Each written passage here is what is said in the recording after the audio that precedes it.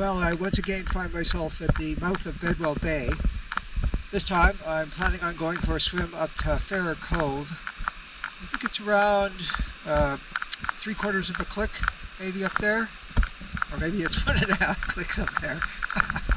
Yeah, I think it's 1.5 clicks up there. So a round trip about 3 kilometers. Visibility doesn't look particularly good right here at the mouth of Bedwell Bay. But I'm hoping it picks up as I travel a bit farther north up Indian Arm. Anyways, we'll see. Here I've included a little bit of video footage from a previous time that I was out here diving.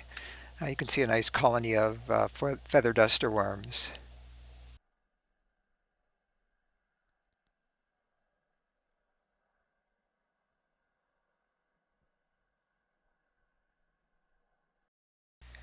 This area, just a few hundred meters north of the entrance to Bedwell Bay, is a cliff that drops down about 30 meters, and at the bottom of that cliff there's quite a few nice large boulders which form a great habitat for lingcod.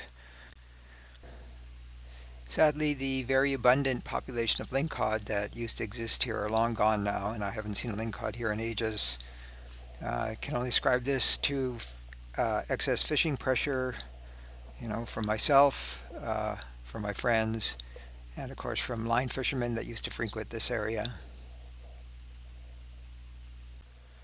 Back in probably 1972 maybe, this was the first spot where I ever made a dive to 23 meters. I was ever so impressed with myself back then, but of course today that would seem rather tame. But then back in those days we didn't have the sophisticated training, understanding, and equipment that folks have today.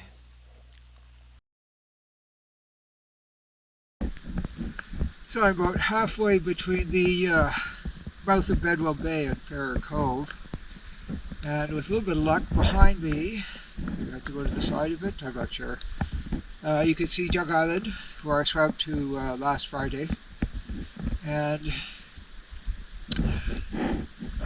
behind me now, hopefully, you can see Twin Islands. Twin Islands is a fair bit farther than Farrer Cove, probably about another 30% or something like that. Probably won't go there today. Not enough time for one thing. And out in the middle, you can probably see, I think it's Raccoon Island. I swam there once, many years ago, but I only did it once. That's a long swim, mostly through open water. Anyways, time to keep going.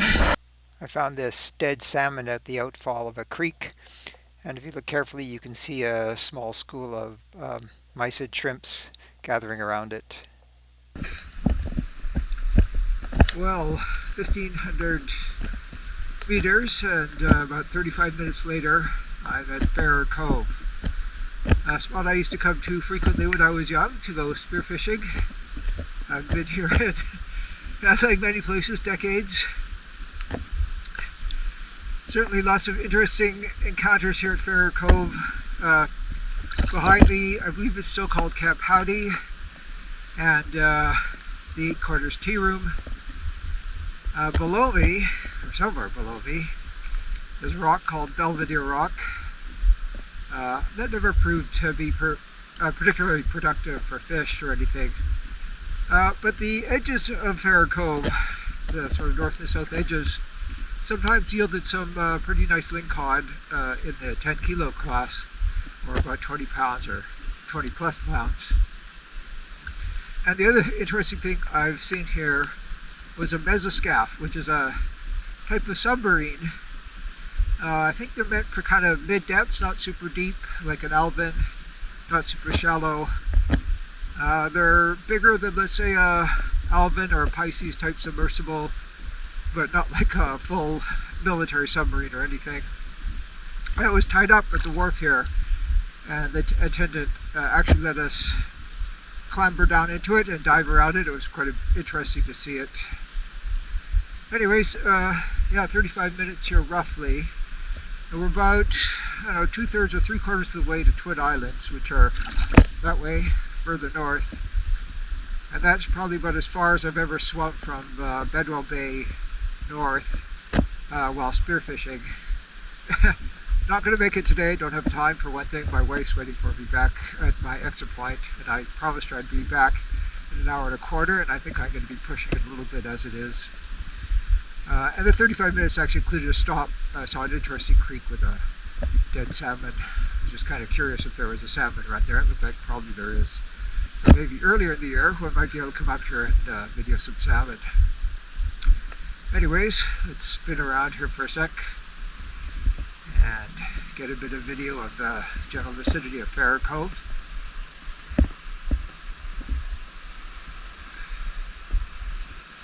Oh, there's a little seal over there. Unfortunately, the visibility did not improve from the mouth of Bedwell Bay. I'd say vis is somewhere in the 3, maybe 4 meter mark, so it was pretty hard to see anything on the way up.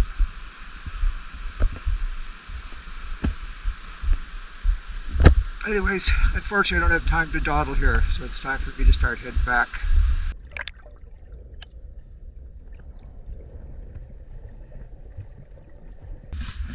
Well, I'm back at the mouth of Bedwell Bay, having completed my swim up to Farrer Cove. I think it was probably an hour and 20 minutes to get there and back, which is actually kind of slow, especially since I'm using long carbon fiber fins. But anyways, I did make it there and back. Last week I'd worn my 3 mil suit when I swam over to Jug Island, and I was a bit cold. This week I decided to wear my 5 mil top. And I'm glad I did, because the water temperature was 6 centigrade, which I think is around 42 maybe Fahrenheit. Anyways, that was warm enough given that I was swimming the entire time.